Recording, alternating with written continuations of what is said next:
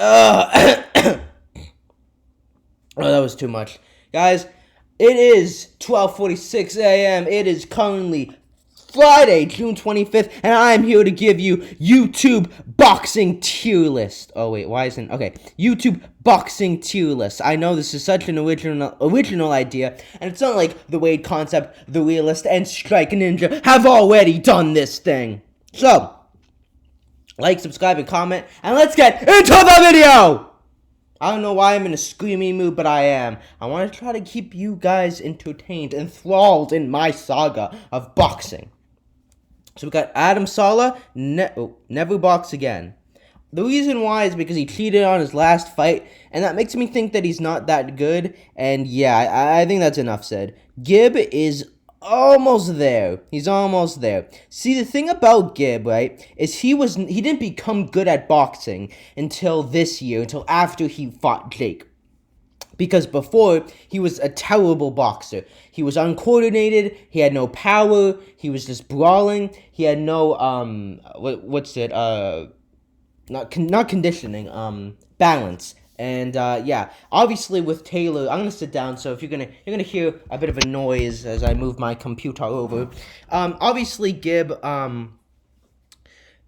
fought Taylor and he beat him, and he looked decent. Like, he came out with a jab, he did body shots, he was boxing and not brawling, and his cardio, like, carried him through, and, like, this was the Gib that was hyped up, but never was. Gib never became what he was hyped up to be until after he fought Jake, and that's, I feel like, something that not a lot of people want to recognize who are Jake fans.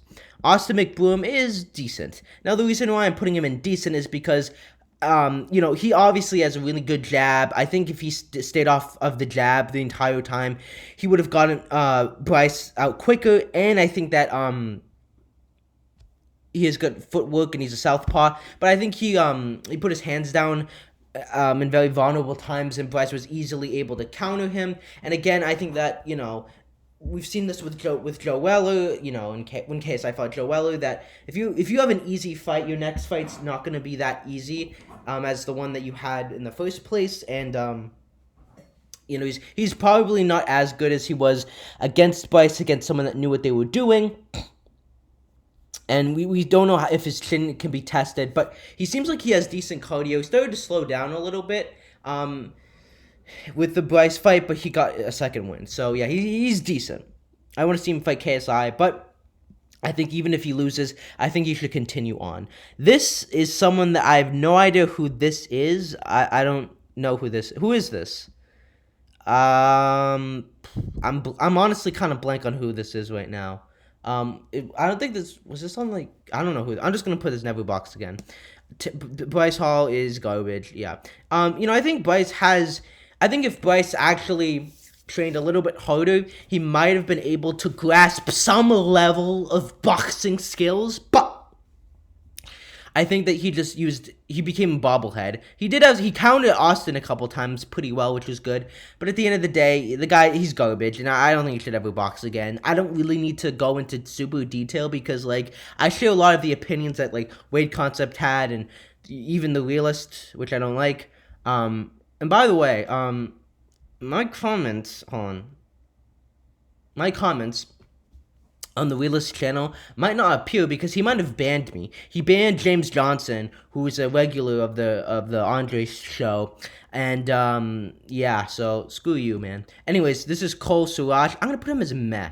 Now, why do I put him as meh? I think he actually had some decent head movement, and he honestly surprised me. I don't think he took it that seriously, and I don't think he could make it that far, but the guy had a bit of a chin. He knew how to take a shot, and he knew how to throw one. I don't think it was that powerful what he threw, but still, I was like, okay. Like, I thought he was going to be terrible.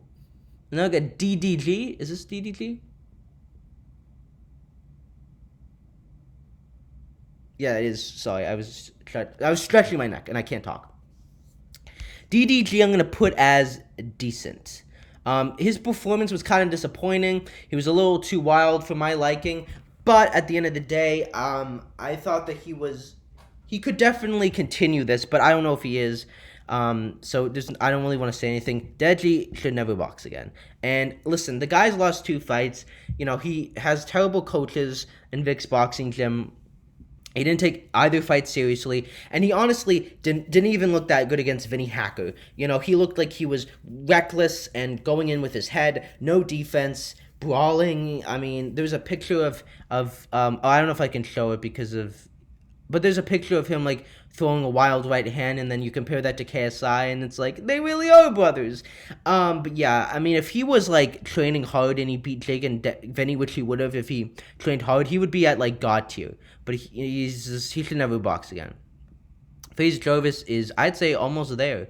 I know that people will be like, what? But the guy for him to knock out someone that cold in 16 ounces, imagine the power this guy has with 10 ounces. And he looked very decent. You know, he didn't, like, technique-wise, he didn't look amazing, right? But he had that power and that, like, I think he had that fighter mentality. And I want to see him fight again because I think he has what it takes. Yeah, that's really all I have to say about him. I mean, that knockout was very impressive. Obviously, Michael Lee tried, but for you to knock someone out in 16 ounces with that kind, like, that's crazy.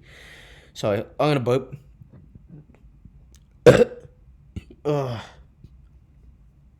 Anyways, FaZe Sensei, I'm gonna put us almost there. You know, we haven't seen him fight in a long time, and again, why the realist would put him like below like the level of Jake is beyond me. You know, I think FaZe Sensei, he knows what he's doing in a boxing ring. The Wade concept said it best. He knows how to take a punch. He knows how to throw a punch. He knows what he's doing in the boxing ring. And again, I wanted to see FaZe Sensei versus Jake. Now it doesn't make sense anymore because I don't know if Jake and FaZe are at the same level, maybe, because FaZe hasn't fought, and he's more in the traditional MMA world, which I guess would make sense with Jake. But I wanted to see Jake versus FaZe Sensei instead of Gib versus Jake. Or I would have liked to have seen him fight on the Nate Robinson card, on the Mike Tyson card, because at that point, FaZe Sensei was like a step up, you know, like, I think Jake should have fought FaZe Sensei in November, and I don't think anyone could say, no, that doesn't make sense, because FaZe Sensei would have actually been a really good fight for Jake to take as a stepping stone, and it's not like he had to worry about the marketing because he's not the main event, so it's not all on him, and again, like, that would have been a fight that I would have wanted to see, and if FaZe Sensei fought Jake in January, I think he would have beaten him, and I think he might have beaten him in November. So that's all. I mean, I might be crazy, and I'm not saying FaZe Sensei is the best, but he is way better than any of Jake's opponents and works way harder than them. And again, I'm not trying to say that FaZe Sensei is the best of the best, but he is certainly, I think, at that point in Jake's career would have been the best. Now, obviously, that's different, but then we got Fuzi, who's just should never box again, and I mean, we all know why. Jake Paul. Oh, I'm going to save him for later. This is Jay Swingler. I'm going to put him as garbage. Don't really remember him. JMX, I'm going to put as decent. We haven't seen him fight in a long time, but he definitely seemed like he knew what he was doing. He had a good jab, and for a big guy, he seemed to know what he was doing. If you have seen the Wade Concepts video, his opinions on JMX are my opinions, essentially. Then we got Joe Weller, who I'm going to put as just never box again, and he never has, and he's better as a sports commentator, and I just think that he lets the pressure get to him too much, and ultimately, just doesn't have what it takes to be a pro boxer. Landon McBroom, I'm going to put as meh. His performance was kind of just meh. You know, I didn't really see anything special, but he definitely seems like he's taking it seriously and that he could go places. Michael Lee, never box again, and it's very obvious why. But he had heart. Waka, I'm going to put as meh. We haven't seen him fight in a long time. I don't really remember his fight. He wasn't garbage, but he also wasn't decent or good, so he's there. I would like to see him fight again, though. And then we got, I think this is the guy that, DDG fought. I'm going to put him as meh. I'm going to put him as garbage. I don't really remember him. I don't know who this is. I really don't know who that is. And then we got Landon McBroom. Ryan Johnson, who I'm gonna put as I would put as decent, but I'm gonna put as meh because his performance was kind of disappointing. Like he was swinging very wildly, and like he is very interesting prospect, but his performance was just not up to par with what I was thinking he was at. Because if you see him fight these like TikTokers, he seemed like he knew what he was doing and he wasn't being wild there. And then when he fought Cole, he was being wild. So I don't really know what changed, but like I want to see him again though, for sure, because I think he can really like. I don't want to say shock the world, but I think he can really make a statement with his next fight. He has a lot of improvements, but I want to see him fight again. I have no idea who this guy is. Salim, I'm going to put as just meh. We haven't seen him fight in a while. He fought Fuzi, which isn't saying a lot. And he hypes himself up so much, but I think he's just genuinely just not that great at it. Then we got, who was this? Who was this guy? hold on, let me find it in the, hold on, I want to see if we go to social gloves on my account. Was this Ben? No, this was Ryland Storms? Oh, he never fought. I don't think he ever fought, so I don't know. And Tanner never fought. Okay, so then we got Vinny Hack. Oh, Vinny Hacker I'd put as just meh. And because, he knew how to take a punch, he knew how to throw a punch, and it seemed like the guy had the fundamentals down, but he only won because Deji gassed, and I don't think he would make it that far. He's 18, he did it for the money. I don't think we're going to see him again in the ring. I just think any other YouTuber would easily beat him. Like, he got hit by Deji, and he just, clinched up and didn't know what to do, so I don't think he's making it very far. This guy, I'm going to put him as meh. He seemed like he had a good stance, and I think Taylor is a lot better than what we saw on the night, but at the same time, I think that he just doesn't have the heart, and he doesn't have what it takes to be a boxer. Being a boxer isn't always about technique, it's about the heart, the will to win, and he just didn't have that. He was too passive. And we were expecting him to be like the next Jake Paul, but he ended up being just kind of meh, I don't think he really has power, and I think that like he just got gassed out and let the nerves get to him, but that's what happened, and I just feel like Taylor's just meh. I don't really need to see him fight again. I don't think he will. I think even at his best days, he's just kind of meh. I don't think he's anything special. He's just kind of bland, like bland bread. And now we're going to get to the three top... Oh, and I know this isn't on here, but I would put Vidal as God tier, obviously. Even though he's not a professional boxer, obviously he is... Even though he's not a YouTube boxer, I still think he's at that level. And yeah, okay. And then I think... Was there someone else that was on the list? Oh, I think Adam Sala. Oh, wait, no, he was already there. So I think this pretty much covers the majority of it. I'm not going to, go into, the undercard fights because it just wouldn't make sense. Because, the guy that did the Fortnite dance, that just wouldn't make sense. So I just want to make sure that, that I got everyone. Ugh. Alex Wasabi, I'd put at, never box again. Okay. So,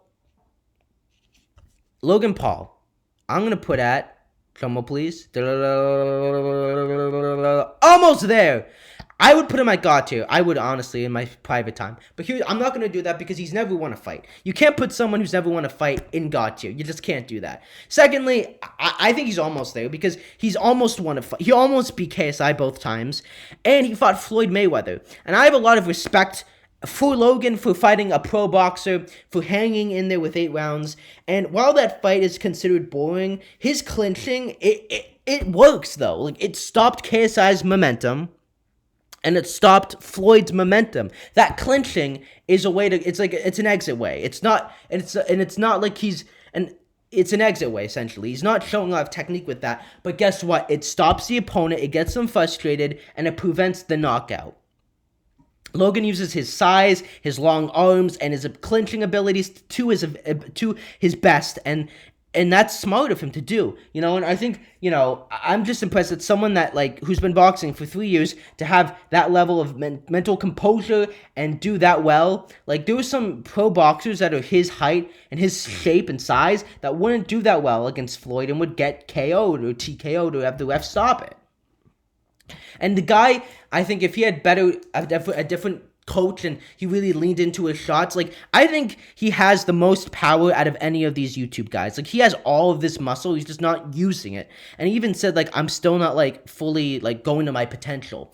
And I 100% agree with that. You know, he has low hands, and his technique, it's not pretty. You don't like watching him, but somehow it works. And I think he's one of the best movers out of the entire boxing scene. For a big guy, he moves very well. He's got great reflexes. He always hits you very well. He's very methodical and robotic, and he's painting a picture, you know? And he's very smart to the point where he overthinks things too much, and he definitely has shown that he doesn't have the heart and the will to win. But with Floyd, he definitely disproved that, and I think that, you know, if he said, oh, I'm going to fight Mike Tyson or I can beat Conor, I'd be like, you have the right to say that because you went 8 rounds with Mayweather, landed some big shots on him, proved to the world that you wouldn't get absolutely obliterated, and while you didn't beat Floyd technically, and you would get knocked out by Mike Tyson and you would lose to Conor, I'd still back him, and I'd still believe that he wouldn't get absolutely obliterated because he proved that he could fight Floyd. And again, I know Floyd is smaller and shorter and weighs less, but Floyd and his fans were saying, you know, height and size don't make fights, and now they returned and they went back on that. And I learned that Floyd fans, if their boy doesn't do as well as they wanted to, they retract their statements and make excuses, you know, like. And he's shown decent technique, you know, like, he definitely, like, is a bit unorthodox, Logan is, but, like, I genuinely think that his skill level, his technique is not the best, right, but it works. Somehow it works, and it gets him to the end of the fight and nearly wins. I think, you know, both KSI fights, it was mentality, and with the Floyd fight, he mastered the mentality, but he could have been sharper technically. And I think he should go and find a new coach and find a new style and change it up a bit, because I think he would benefit from that and reach his full potential. Because he's almost there. He's almost there, but he's just not quite there yet. And he honestly, I think he's the king of YouTube boxing right now, because he fought Floyd Mayweather. He proved the most. He showed the most. He proved that he is a real fighter. And he's the first YouTuber to ever fight a pro boxer, especially at the status of Mayweather. And technique-wise, I think he is, because clearly something is working, because he's made it 3 fights through the end of the fight without getting knocked out completely. But yeah, and then we got Jake Paul, which I'm gonna put at never box again. And you're gonna be like, what, Andres? How can you say this? What? You don't know boxing, Andres. You don't understand it.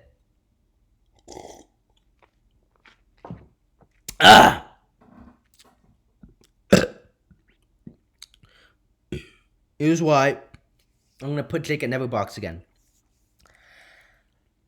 Technique-wise, skill-wise, he's at God tier. But he's still never boxing again. Moving on to KSI. No. So why is Jake at never box again? Because Jake Paul is somebody that has always run away from the big fights. He was challenged by KSI to box, and he refused, and people make excuses as, well, brother versus brother would make sense business-wise, and that's true. But KSI versus Jake would have done well business-wise, and there was no excuse for that. You know, like, it would have done good pay-per-view-wise. Like, that fight, like, Jake versus KSI at any time in the years would have done well. And then people are like, oh, well, KSI had been training for a year. He'd been training for less than 10 months, and somehow Logan and Jake both were athletes their entire lives. Logan was more accomplished in wrestling, but magically Logan somehow has a better chance to win against Jake. And if anything, people now are like, Jake is better. So by that logic, he probably would have done better against KSI in 2018 than Logan did. And secondly, if you're saying, oh, well, Logan was bigger and more muscles, so you had a better chance, you're casual and you don't know boxing. There was no excuse for Jake not to fight KSI. And the realists might say, oh, well, people weren't taking it seriously and they didn't know how big it was. And yes, they did. They saw the money that was coming out of that fight, the millions of people watching it. Everyone on that card took that fight seriously. It mirrored a professional boxing event. You saw that people were taking it seriously and how big this was. This was history making, and that's even what Jake said when he fought Deadly. And the thing is he wanted to do MMA with KSI, and then he does boxing with Deadly. He didn't need it, but he still fought Deadly. This is the classic bully who picks on someone that's not his own size so he can feel better about himself. He should have fought KSI, but he ran away from it. And that just, I lose respect for you because he fought someone that arguably should never box again. People are like, oh, well, Deadly was like the best of the best, and he's like better than KSI, and KSI said like Deadly would knock me out. So by that logic, wouldn't Jake be like number one? But no, because Deadly, both fights came in underprepared, undertrained, in poor shape, and was not at his full potential. He was talented, but he didn't work hard enough, and he was a punching bag for both fights. He can't take hits. He has a weak mentality. He can't work hard, and so at the end of the day, Deadly is literally one of the worst boxers. And why would you fight someone that's never boxed before versus someone that is literally, at that point, was the king of YouTube boxing? I'm just going to put KSI got to because that's what I think, but we'll get to that in a moment. Why would you fight someone that is never boxed before? It just didn't make any logical sense. He literally ducked KSI. He said, "I'm not gonna fight you, KSI." He called himself the P word. He is that. And it infuriates me that people consider the Deadly fight legit, because then he fought Gib, who, once again, did not become good at boxing until after he fought Jake. Everything Gib was hyped up to be, he never was. He couldn't take a punch. He couldn't throw a punch. He had terrible technique. He wasn't the beast from the Middle East, and he certainly wasn't Jake's toughest opponent, and Jake knows that. He knows that. And that's the thing, is these guys never should have fought purely based on the height and the weight. These guys were at two completely different weight classes. I don't think Gib ever beats Jake, even though now he's good, because these guys are two different sizes. And it's like if Gib fought Jake the way he fought Taylor and he lost, then I'd be like, okay, he lived up to the hype and he still lost. And I would have given Jake credit, and I wouldn't discredit that fight. Except that's not what happened. The Gib that we got was terrible. And once again, we forced Gib to fight Jake. But again, the hype that we created, what we thought Gib was, he never was until 2021 and 2020 after he beat Jake Paul. That version that showed up to fight Taylor is what we should have gotten against Jake, but that never even existed in the first place until after he lost to Jake. And again, KSI and Gib are at two different levels when it comes to boxing. Even now, Gib and KSI still beats Gib. I mean, the two spars, you saw that KSI was beating him easily, skill-wise, technique-wise, IQ-wise, in terms of taking hits and throwing hits, power. KSI is just levels above Gib, and I can't believe, and it just shows how many casuals there are, because if you thought that Jake beating Gib meant that he would obliterate KSI, and I thought that too, but in perspective, I'm like, him beating Gib means absolutely nothing in terms of him beating KSI. And then when he fought Nate Robinson, he should have fought Faye Sensei. He took a step back. Again, he fought somebody that did not know how to box, who had never fought before, who he thought, I can create this narrative about he's an athlete, so, I'm going to be the underdog, talking about how he was the most betted fighter on that night. When in reality, if you're casual, if you think that being an athlete means that you can beat someone. Nate Robinson was a great athlete, but he sparred once, didn't do it, didn't train hard enough, was in shape, but at the end of the day, was an amazing athlete, but couldn't box. Athletes cannot easily box, they can't pick it up that quickly. Well, they can, but Nate Robinson didn't know what he was doing. His footwork was jumping. My man's feet were in the air. His head movement was coming forward with his head exposed. This man was terrible. He has the status of athlete, but the boxing ability of FouseyTube. Honestly, Fousey would beat Nate Robinson. Taylor would beat Nate Robinson. All of these guys here would beat Nate Robinson. All of these guys right here would beat Nate Robinson, which just shows how unimpressive and unimportant Jake's win against him was. And half of these guys would also KO him. FaZe Jarvis would knock out Nate Robinson. Let that sink in.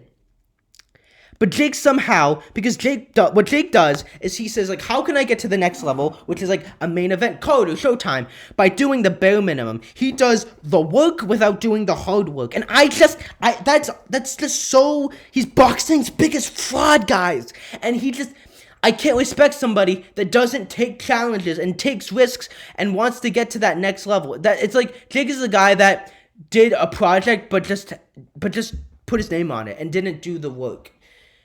You know what I mean? Like, it just infuriates me that people think he's actually good, because of course he's going to look good against guys that were terrible. And I admit Jake is a good boxer and there were positives, but there were also flaws in his plan. And I don't think he's as good as everyone believes that he is. He's not God level. He's like just decent, you know? Like, he's not even that. People are like, oh, he moves like a boxer and he's this and that. But I'm like, the Pauls hate pressure. And when Nate Robinson was delivering pressure, Jake started throwing haymakers and going off of his game plan. The Jake that I know does body shots, he does a variety of things, and he keeps composure, and he doesn't get wild. We saw this with Deji, with Gib, with Ben, because they were at a moderately low level pace, whereas Nate was just coming at him, and clearly Jake's plan and his composure fell through. And again, like, I just cannot be impressed with Nate Robinson's win. And Jake, I mean, yes, I know Jake can box off the back foot and he can KO someone very easily. But at the same time, you know, Jake just fought somebody that, you know, it wouldn't make sense for KSI to fight someone that never boxed before, because we know he would get obliterated. You know, in boxing, when you're at this level, you know, when Jake hypes himself up so much and talks so much, you have to level up with each fight. KSI leveled up by fighting Logan Paul, by having 10-ounce gloves and no headgear in the second fight, and he even wanted that in the first fight. So he was leveling up, raising the stakes, and Jake was perfectly content with staying there. And then he fought Ben Askren, and you know, again, Ben Askren was not impressive because he was a literal punching bag. And again, Ben Askren was somebody that was an amazing wrestler, but was a fighter in name only. And again, boxing and MMA is different from boxing in boxing. We've seen this with Conor. Conor boxed like a boxer in an MMA fight, and he got knocked out. Ben Askren did what he knew how to do, which was MMA boxing, and it got him knocked out. So at the end of the day, people don't understand that, like, just because Robbie Lawler hit him like 10 times, that is less powerful than Jake's one shot to Ben Askren. Like, people don't get that, like, one shot in boxing is more powerful than getting pummeled in the head with smaller gloves. You know, like, the way this, you know, you're generating all your power from your legs in boxing, whereas in MMA, you're not doing that because you have to be worried about the takedown and this and that. Ben Askren had all these accomplishments that Jake touted, but they were all in wrestling and not in boxing. He only picked him because Ben Askren had a chin. And by the way, Ben Askren has an overrated chin. He gets hit once, and then he goes in for the clinch, and he's able to recover and beat the guy. Ben Askren honestly does not have that good of a chin. And again, all of these guys, KSI, like, all of these people would KO and beat Ben Askren, which just goes to show how unimpressive and not special Jake's fight against Ben Askren was. And again, Ben Askren just did the same. He got hit, and he continued to just do the same thing and just not change anything. And he wasn't taking Jake's shots very well. And again, Ben Askren just got, his equilibrium was gone, but he was not actually hurt. You know, like, Ben Askren's been hit harder than what Jake hit him with. But again, like, Ben Askren had never been hit with the kind of shot that Jake delivered, because he never had to, because he'd never been in a boxing fight. And he should have fought Dylan Moran, which was a perfect opportunity. It went together with the storyline of Conor, and, you know, if he beat someone that Conor said was an upcoming prospect and that, you know, was really good, he fought a pro boxer, and you get that Conor fight. But no, and again, at this point, I know it doesn't make sense business-wise, but when it comes to skills and you know, Dylan Moran is better than Jake. Same thing with Tommy Fury. Tommy Fury and Dylan Moran do not make sense business-wise, but the fact is Jake versus Ben did not do over 1 million pay-per-view buys. Everyone's discounted this and knows that Jake's fight was not as successful as he touts, and that Dylan Moran and Tommy Fury are better than Jake, but they are not levels above Jake, and I think Jake could beat both of them at some point. But at the same time, he went away from those guys. He went away from fighting an actual boxer. And instead he fought Tyron Woodley, who once again was not a boxer. And luckily, Woodley is taking this fight seriously. He's said, like, I'm not going to have a square stance. I am training hard. I'm taking him seriously. He's doing everything right. And I think Woodley will actually not come out like a bum. I don't think he is a bum. I think he's the toughest challenge that Jake has. And if Jake beats him, you can't really discredit that fight. But I feel like it's diminished because that should have happened 2 fights ago. So, yeah, that's why Jake's at never... I know that was a long tangent. Hopefully that made sense. But I'm trying to go quickly because I don't want this video to go on for too long. But at the end of the day, I just don't have any respect for Jake as a person and for his boxing choices. And I just think he should never box again because he really doesn't deserve the Showtime deal. There were people like Gibb and Logan that deserve that over Jake because they actually took the risks, fought the best of the best, shown that they actually are confident in their abilities. And I know that Jake isn't confident and he knows he's not as good because if he was, he wouldn't be fighting bums. You know, BJ Flores said he could beat Conor McGregor in 2020 and 2021.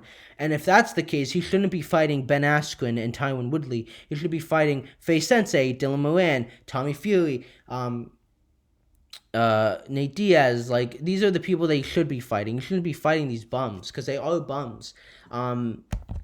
And yeah, and he's only doing this for the clout and for the money and for the relevancy. I think Jake likes boxing, but he likes it more because of what it benefits him from. So that's why I got to put him at never box again, because he should never really box again, because I have just no respect for him. And at the end of the day, I don't think he's as good as he says he is, and these people just deserve to, purely based on principle, deserve to be higher up than Jake is, and I have just no respect for him whatsoever. He's running away from fights, and at the end of the day, technique-wise, yes, he is better than a majority of these people, but I just have to put him there. KSI has got to, because, again, he's shown that he's got heart, that he's got the ability to take shots and give shots back, and obviously his fight against Joe Weller, there are positives to take away, and there are also negatives, but for somebody that had never been an athlete, who had never boxed before, to look that good in only a certain amount of months is impressive, and you have to give credit there. His 2 fights against Logan were less than impressive. Obviously, I think it's because he overextends his jab. And again, I think he had to be scrappy and rough with Logan and turn it into a fight instead of a boxing match, which is why he looks so scrappy. But I know, like, KSI's technical ability is slept on.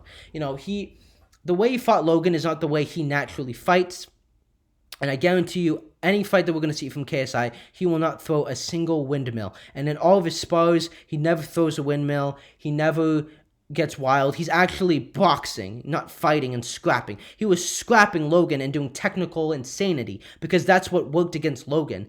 Again, I think that JJ went for the money shot with Logan too much, even with Faye Sensei, and he neglected the body way too much. And when he went for the body, he actually looked really decent, and he actually had a really solid jab in the second fight. He had a lot better defense than in the first fight, and the guy clearly has power, and the heart and the will to win, and always is challenging himself with every fight.